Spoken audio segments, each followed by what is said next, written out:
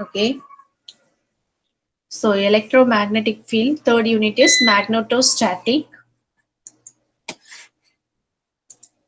So if the charges, first we are going to see about the magnetostatic. So what is magnetostatic? That is nothing but steady field state. Field magnetic field. Okay, steady state magnetic field will be called as the magnetostatic.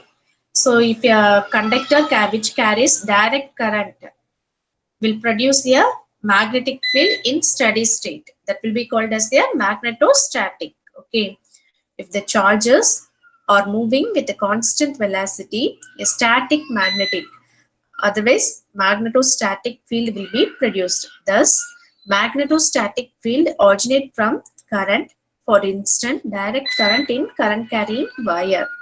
Okay, here we may apply some equations for the magnetic field, which will be similar to your electric field. Okay, the corresponding equation which is used in the electric field will be used in the magnetic field also. So most of the equation we have derived for the electric field may be readily used to obtain corresponding equations for the magnetic field if the equivalent analogous quantity are substituted. Before going to the magnetostatic laws and theorem, first we have to study about the magnetic field, basics of magnetic field as well as its property. Okay, so to understand about the property, first we are going to consider a permanent magnet. Okay, which will be having two poles, that is north pole and south pole. So the region which will be surrounded by a permanent magnet will influence the magnetic experience, that is said to be as a magnetic field. Okay, so the existence of such a magnetic field will be experienced through the compass needle. Okay, here the magnetic field will exhibit some imaginary line around the magnet. Okay, that magnetic imaginary line will be called as the magnetic lines of force. So sometimes it will be called as the magnetic lines of flux or magnetic flux line. Okay, which is introduced by the scientist Michael Faraday. So always the flux line, the magnetic flux lines always lies from north pole to south pole. That is, the direction of flux lines will be always from north pole to south pole, even though it is external to the magnet. Okay.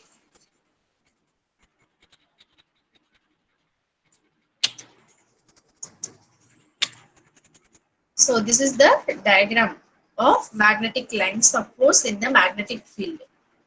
Okay, this is your permanent magnet. Here you will be having two poles, that is north pole and south pole. So from the north pole and south pole, the magnetic lines of force, otherwise flux line. Okay, flux line.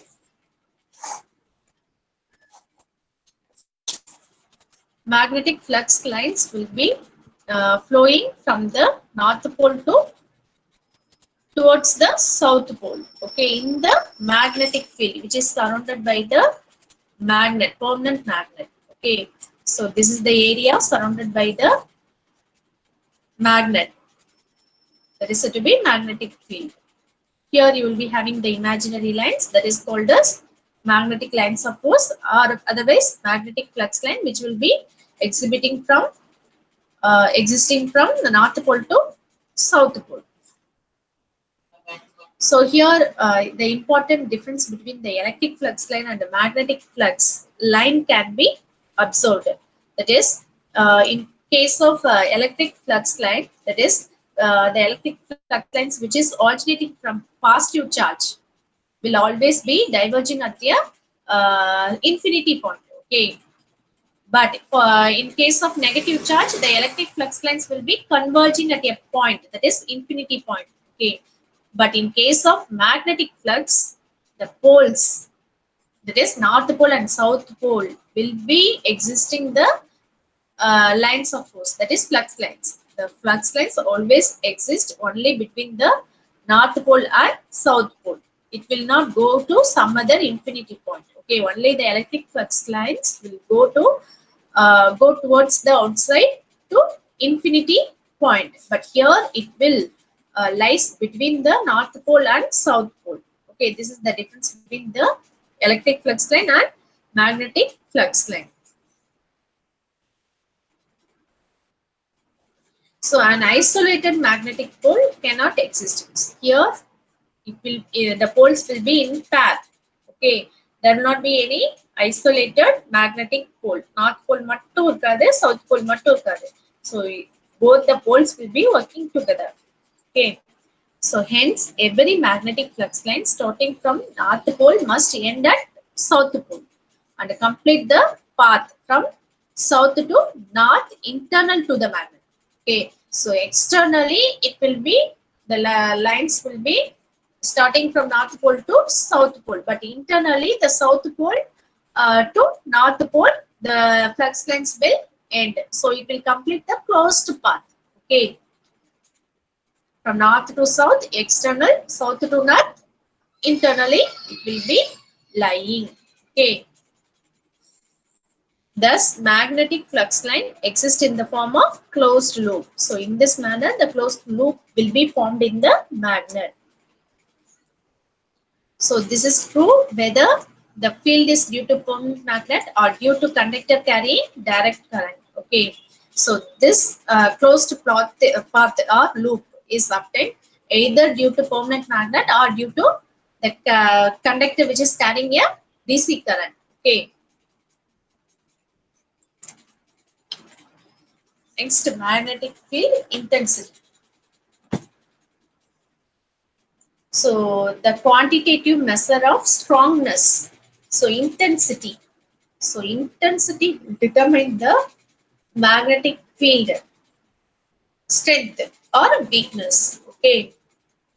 Capability will be determined by the magnetic field intensity. Okay. So the quantitative measurement which is used for determining the strongness or weakness of the magnetic field is given by the magnetic field strength, otherwise magnetic field intensity. So the denoted term for the magnetic field intensity is H vector, H bar. Okay. So the magnetic field intensity at any point in the magnetic field is defined as the force experienced by a unit north pole of 1 Weber strength when placed at that point. Okay. The magnetic flux lines are measured in Webers, while magnetic field intensity is measured in Newton per Weber or amperes per meter or amperes turn meter.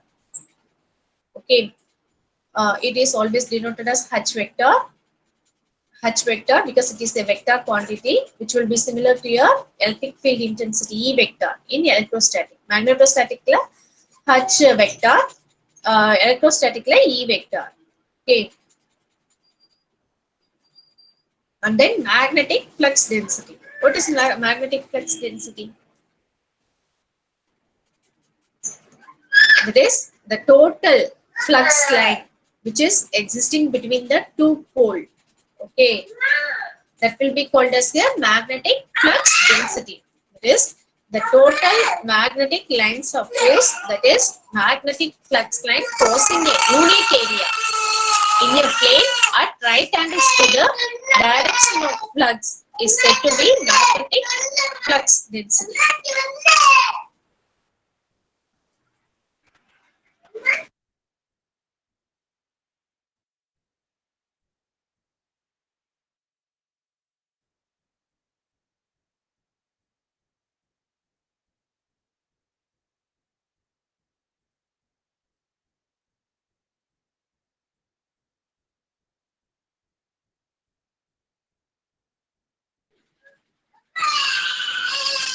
So it is denoted as B vector. Okay, magnetic flux density is denoted as B vector. Magnetic field intensity and flux density is different. Okay, அங்க பாத்தீங்கன்னா electric field, electric flux density is denoted as B vector. E vector, D vector will be used in the electrostatic. Okay. H vector and B vector will be used in the magnetostatic. See the difference. Okay.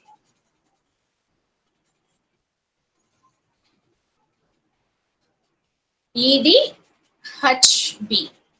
Remember like that. Okay. Here the unit of magnetic flux density is Weber per square meter. Okay. Simply we can call it as the Tesla.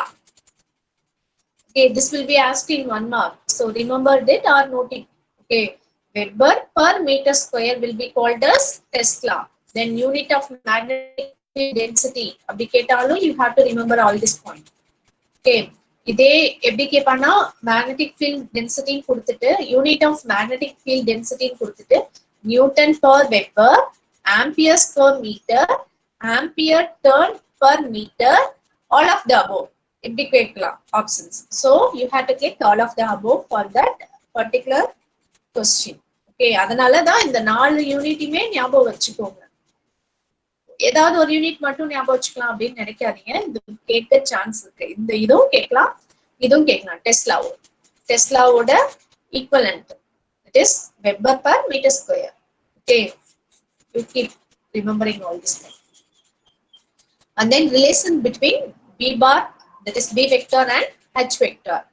B vectorங்கிறது என்ன? Magnetic field intensity. H vectorங்கிறது magnetic flux density. Okay. So these relations going to be seen in this.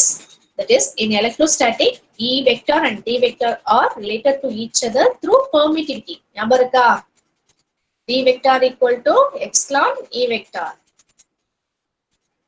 But in magnetostatic, you are going to relate the B vector and H vector through the property of region in which current carrying conductor is placed. That is permeability. And the permittivity, in the permeability mu. Okay, see the difference. That is permittivity epsilon. Here the permeability mu. Okay, it is the ability or ease with which the current carrying conductor force the magnetic flux through the region around it. For a free space, the permeability is denoted as mu naught, and its value will be 4 pi into 10 power minus 7. As epsilon is measured in force per meter, the permeability mu is measured in henries per meter. Okay. For any other region, a relative permeability is specified as mu r, and mu equal to mu naught into mu r. Okay. If it is for free space, you will be writing the mu simply as a mu naught. Okay. If it is for relative permeability, then you will be writing the mu value as mu naught into mu r. Okay. So the mu naught value will be 4 pi into 10 power minus 7. So always this permeability mu value will be measured in terms of Henry per meter. But epsilon, it is in the electrostatic field, you will be measuring the epsilon value in terms of force per meter. Okay. Then you can relate the B vector and H vector by B vector equal to mu H. அங்க எப்படி பண்ணுவோம்? E equal to epsilon E. D equal to epsilon E. அதே மாதிரி B equal to mu H. Okay. So you can replace the mu by mu naught into mu or H vector. So for a free space,